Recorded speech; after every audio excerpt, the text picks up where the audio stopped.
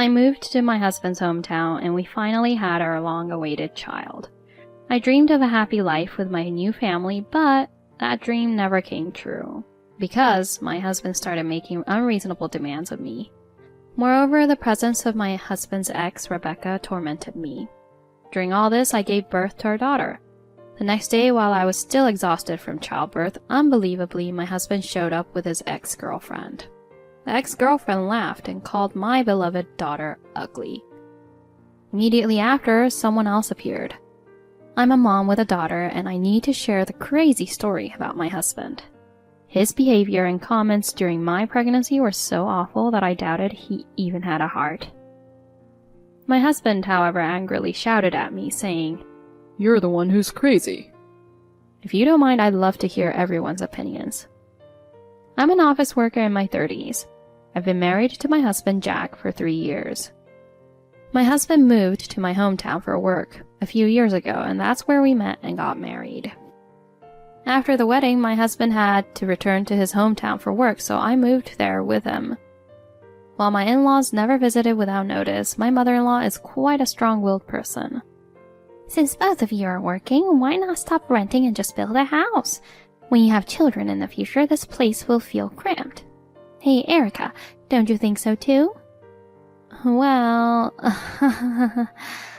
I was always overwhelmed by my mother-in-law's non-stop talking and often just gave a strained smile in response to her questions. But since she didn't delve into the topic of children too much, I found her hard to deal with, but didn't actually dislike her. I was considering starting a family, so I decided to work shorter hours at my new job. There, I met a woman. "I'm Rebecca. Nice to meet you.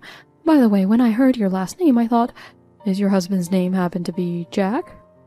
When I answered that it was, she exclaimed, "Wow, what a coincidence. I'm friends with Jack. I heard he had left town, but I didn't know he came back." At that time, before I knew Rebecca was my husband's ex-girlfriend, I simply thought, what a small world. That day, when I talked to my husband about Rebecca, "Oh, really? So she's still around. She's loud, isn't she, huh?" my husband said, reminiscing about Rebecca. After that, we conceived our child after months of trying to get pregnant. My eager husband immediately informed his parents, who were very pleased. Then discussions about having a house intensified as my pregnancy progressed. By the time I returned to my hometown and finished giving birth, our house construction was scheduled to be completed. "I'm looking forward to raising our child in our new home." My husband was excited too, but around this time I started to feel dissatisfied with his actions. "I've been invited out for drinks again, so I'm going." He started participating frequently in drinking outings. My husband's friends were mostly single, and there were many times when they would drink together late into the night, often coming home in the early hours. Hey, I'm not telling you not to go drinking, but you're about to become a father soon, you know. It's scary being alone, and I'd like you to cut back on how often you go out, or at least come home earlier.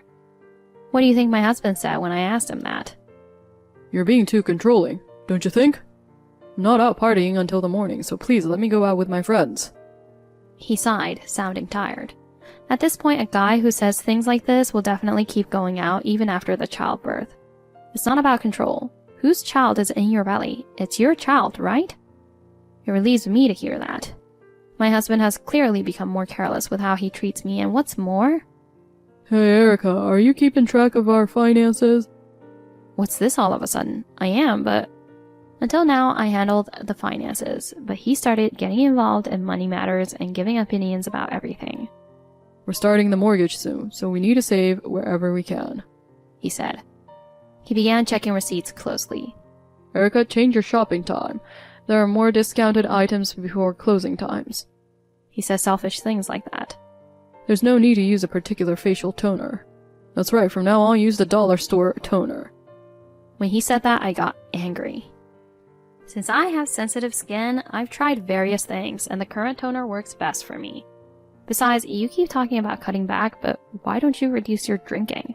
I think that's the best way to save money. He hesitated at my words. "Am I not even allowed to take a break? Actually, I was thinking, Erica, since you're managing work so well and able to go in, why not work full-time until you go on maternity leave, since you won't be working for a while after this?" Even though I've told him our savings are solid as they are now, he's still saying I need to work harder. He's asking me to work even harder now, despite my belly getting bigger and the physical strain increasing. Is he the devil or something? Moreover, he's not even trying to save on his own drinking expenses. Well, is he saving money just to ensure he has enough for drinks? I couldn't think of anything else, so I just ignored all of my husband's incomprehensible saving tactics. At home, the days without peace continued, and I thought I should at least try to find some solace elsewhere, but even that didn't happen. Hey, don't you see that we're running low on copy paper? Since you're a newcomer, take the initiative and do something about it. And when the shredder gets full, empty it. That's just common sense. Before I knew it, Rebecca started criticizing me more often at work. If only it were just about work. Jack says that at every drinking party, since his wife got pregnant, he seems to notice only the unpleasant things. You use expensive skincare products yourself, yet you told Jack to cut down on drinking expenses, didn't you? But you know, your skin isn't particularly flawless, is it? Rebecca looked at me and giggled. During pregnancy, many people experience skin issues due to hormonal changes. I was taken aback by Rebecca laughing at people's faces, and it was the first time I realized Rebecca was participating in the drinking parties. Jack has a delicate side, so please be gentle with him. Even back when we were dating— Oh, sorry.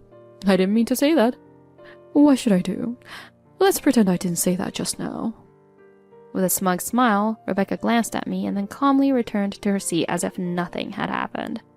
My husband, who wants to go to drinking parties with Rebecca, who inexplicably views me as an enemy. It felt somehow like dots connecting into lines. When I returned home, thinking I would talk to my husband, I received a message from local relatives. My mother had been in a traffic accident and would be hospitalized for a few days. Actually, when I was in elementary school, my father passed away from an illness, so my mother raised me on her own.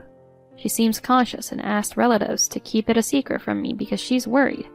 Of course, I couldn't stand still. I consulted with my husband that I wanted to go see how my mother was doing. If she's conscious, then do you really need to go? Leave your mother-in-law's care to the relatives. Since it costs money for trips back home, it's wasteful to go back so many times. He said that. My husband's worry wasn't about mine or my mother's health, but about money. The next day, without telling my husband, who went to work early, I left a note at home and left for my parents' house. I explained the situation to my company, and they allowed me to take leave earlier than planned and returned to my hometown. Strangely enough, my husband, who was supposed to know nothing, called me immediately. What the hell are you doing? Don't just spend our money without permission. You just took leave from work just like that. Aren't you being naive? And what about my meals while you're not here? He must have found out Rebecca, I'm sure. Thinking that made me sick with anger towards my husband. Don't worry, I paid from my own savings. My colleagues were kind, they're excited about the baby. But compared to that, are you worried about money and your own meals? If that's the case, why don't you just run to the discount supermarket? What's with that attitude? Apologize to me. Seriously, sneaking around and contacting your ex is disgusting. And I retorted to my husband. As soon as I mentioned his ex-girlfriend Rebecca's name, he hung up immediately. Let's slap a discount sticker on this guy and see if we can sell him off. No, is it more like junk removal? The person who takes him would practically be doing charity work. If it were me, I wouldn't take him even if he were free. I don't need a husband like this. My mother didn't have any health issues and was discharged safely. After returning home for a while, I gave birth to my daughter. My husband must have been really angry with me. I contacted him when labor pains started and after giving birth, but he didn't even bother to reply. I told my mother I wanted a divorce and to return home. My dear, I've been lonely living alone. I'm looking forward to living with my daughter and grandchild. Her words comforted me. But the day after giving birth, something unbelievable happened. My husband, who had been unreachable, suddenly appeared in the hospital room, and next to him was Rebecca, with a triumphant look on her face. Erica, I need to talk to you. Let's break up.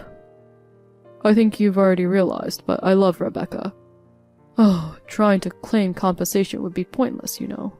Until we got married, we had a platonic relationship.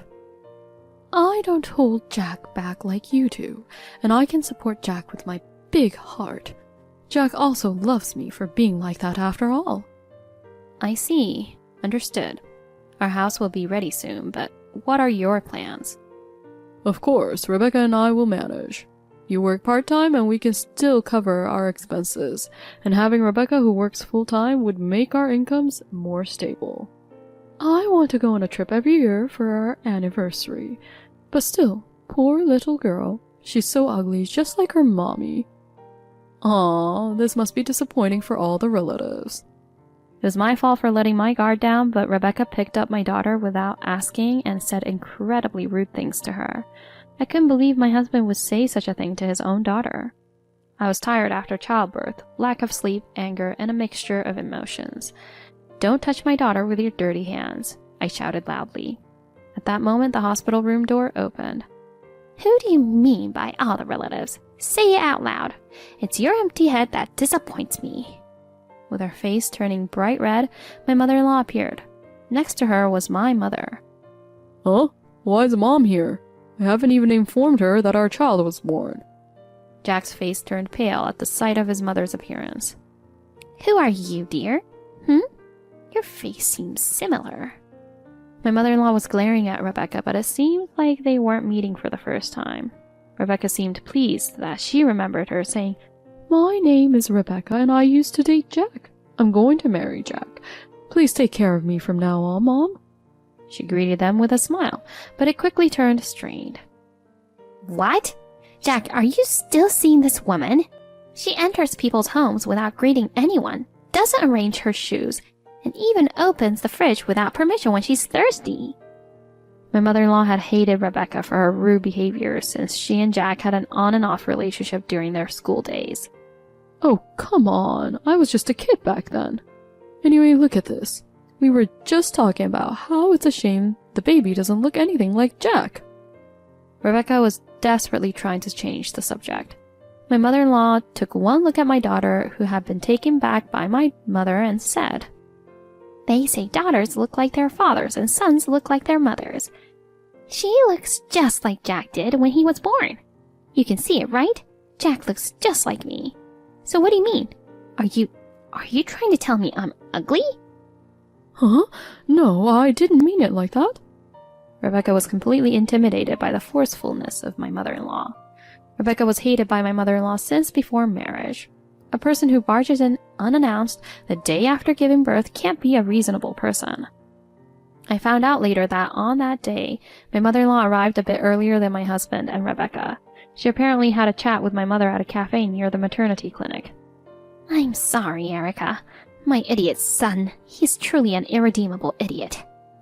I heard my mother-in-law was crying. I wonder if things would have been different if I hadn't unfairly held negative feelings towards my mother-in-law and had consulted with her earlier. But you know, people's true nature don't change easily. I think we would have ended up in the same situation.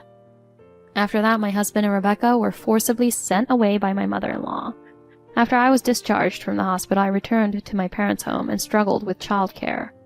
"Regarding the division of assets, I'll buy the house and the car. In return, I'll give you cash, Erica." It was unclear which standpoint he was speaking from, but my husband was completely unapologetic about it. Now, I have a condition as well. My husband wanted to remarry Rebecca immediately. Agreeing to certain conditions of mine, a divorce was subsequently granted. By the way, the condition is that the child support be paid in a lump sum. "There is no way I can afford such a large sum of money." He started getting angry, but I expected that. "If you can't do it," I said, "then I'll prepare a legal document. If child support payments are delayed, I'll proceed with wage garnishment." Jack frowned momentarily at those conditions, but his mind was probably already full of thoughts about his new married life with Rebecca in their new home. But you know, reality isn't so sweet, is it? A few months after the divorce, my ex-husband Jack called me. "Erica, I'm glad you answered. Please, help me." And I had nothing but disgust in my heart when I heard Jack's voice, which sounded as if he was about to cry. "Since the mortgage on the house started, life has been tough. Or rather, Rebecca's salary is unexpectedly low. Less than what you earn working part-time. What's wrong with that company?" And to Jack, who is going crazy, I said, Even though she's an ex-girlfriend, she's the kind of person who would destroy someone's home with impunity. Do you think someone without such morals can be good at their job? Well, but... As Jack murmured, I interjected. And yet you'll still have to pay compensation to me. Huh? Compensation for what? Now, of all times, what is this compensation for? Contrary to my brightly spoken words, Jack's voice became so faint it seemed like it might disappear. Was it a platonic relationship? I mused aloud. Since proving adultery would be difficult, I will claim compensation for emotional distress due to the outrageous remarks and actions during my pregnancy and postpartum. To both you and Rebecca, you know. This is really troublesome. I've been cut off by my parents and even estranged from relatives, with no one to rely on. You chose another woman over your wife and child. You should realize how terrible that is. Did you seriously think you could delay a happy life? Isn't that a bit naive? Jack couldn't retort to my words and just sobbed miserably on the phone. And don't forget to pay child support, of course. It's your only duty as a father. If you fall behind, you understand what happens, right? I agreed to the divorce, but things are different now. That has nothing to do with me. Please communicate through my lawyer from now on. Jack on the phone sounded frantic and was still saying something, but I ignored it and hung up. Later, the lawyer contacted me, saying Jack would pay compensation in monthly installments of $200. He said that Jack and his wife had contacted him. Of course, I declined and suggested, why not sell the car? You can count on me to not condone any of this. If it's compensation for two people, selling the car might just be enough. By the way, Jack's hometown has limited public transportation, so it's quite inconvenient without a car.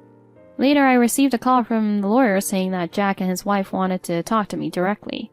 I agreed to meet them under the condition that the lawyer would accompany us. We decided to meet at a cafe in my hometown. There was no need for me to go to Jack's hometown. Contrary to Jack's exhausted face, Rebecca immediately glared at me as soon as we met. I intend to claim compensation from you too. Huh? I didn't expect her to say that, so I stupidly blurted out. You know, you really lack awareness as a responsible adult. Do you realize the trouble you've caused at work by suddenly going on vacation? I'll have you pay for that inconvenience. Rebecca looked at me with a smirk, as if she wanted to say, if you don't like it, I might drop the compensation claim. I'm sorry. I'm not sure where to begin, but why did you come all the way here today just to say something like that? I'm really surprised. Erica, don't encourage stupidity. Who's going to defend this guy? It's ridiculous enough to say you won't pay compensation. I never meant to provoke her, but Rebecca's face turned bright red. Seriously, suing a senior colleague at work? What's that about? After I've given you so much guidance at work, are you planning to repay me with ingratitude? What do you mean by guidance at work? Like going to fill in for someone or peeking at the machine every time the shredder is used? I hate to ask, but am I misunderstanding something here? I thought to myself. Tell me it's not true, but apparently it was just a figure of speech, and Rebecca shut up. By the way, Rebecca was pretending to be my senior, but she started working there only a few months before me. Rebecca seemed to know nothing, so I informed her of a certain fact. Actually, if anyone's claiming to be a senior, it would be me. I've been working here since graduating from university, so this year marks my 10th year. By the way, the director, who is your immediate supervisor, was my senior back when he worked at the headquarters. Huh? Seeing Rebecca's surprised expression, I almost burst out laughing. I had assumed she already knew, but apparently Rebecca didn't know until that moment. Rebecca seemed quite out of place in the workplace, and tasks assigned to her took 3 times longer than others. Moreover, she reportedly took sudden leaves when she realized she couldn't meet deadlines due to frequent mistakes. Rebecca looked down on me for working part-time, but it was a decision made after discussing pregnancy issues with HR when I relocated, and I ended up taking early leave, but I had already completed the handover. Moreover, the tasks I handed over to Rebecca amounted to nothing, and the new employee who joined this year proved to be much more capable. When Jack heard about this, Hey, the story is completely different. You're the one who went to me saying that your future would be safer if you marry someone like me with a full-time job, right? Even today, when I said I have work, you told me to leave it to you, so what are you trying to do now? If you're going to get mad like that, then stop it. I've always hated that about you. Why didn't you tell me something so important like this woman moving from the head office? Both of them started yelling at each other, and I could only chuckle in disbelief along with the lawyer. Rebecca might have had her reasons, but considering my years of service, Jack should understand as well. Does cheating make you incapable of making normal decisions? Even if you say you're full-time, you're a contract employee, right? The manager doesn't intend to renew... Huh? Oh, sorry. Please pretend you didn't hear that just now. Well then, I'll head home since my mother is looking after my daughter. Goodbye forever. While I said goodbye with a smile on my face, Jack and Rebecca were at a loss. What the heck did they come here for, paying such high transportation costs? Just to make fools of themselves, huh? You really can't get away with doing bad things, can you? So what happened to them afterward? As for the alimony, it was transferred to me in a lump sum at a later date. Apparently they really sold the car and begged Rebecca's parents for the shortfall. Rebecca's parents apparently didn't know about her affair, so they agreed to cover her on the condition that she repay the money. Regarding Rebecca's job, her contract was not renewed and reached its expiration as per her manager's words. Rumors were circulating about my husband aiding her, making things quite tense until her last day of work. Even on the day of her leaving the company, it seems she quietly left without saying a word to anyone. The house and car were indeed valuable assets. Assets are everything, was Jack's catchphrase, but now he must be struggling with the mortgage on that house. Jack didn't have a particularly high income either. I wonder if Rebecca was drawn back to Jack because he was building a new house himself. My income supported our livelihood, but I'm sure even the financial planner was surprised by our life plan. But we are now divorced strangers, so it doesn't concern me anymore. As for me, I was to return to work at the head office after my maternity leave. It's been a tough pregnancy, but there have been some good things. Actually, I've been keeping in touch with my in-laws, especially my mother-in-law. We got along better after the divorce. My daughter, who used to look like Jack, now looks a lot like me, she says. There may be difficult times ahead, but I want to enjoy spending time with my parents and child happily. This concludes my story. Thank you very much for listening up to this point. When Jack and Rebecca kept breaking up, it was clear they couldn't make a stable home. They must have lost sight of their surroundings. They're truly foolish. I hope Erica finds happiness with her mother and daughter. Unlike Erica, who was pregnant and growing as a mother, Jack was busy playing love games with his ex-girlfriend. Stupid people aren't good as husbands or fathers. Erica started a new life. Please wish Erica a bright and joyful life and future. There's no need to be kind to someone who gave up a future with their own child. A husband who disregards a wife who is desperately raising his child deserves to be discarded.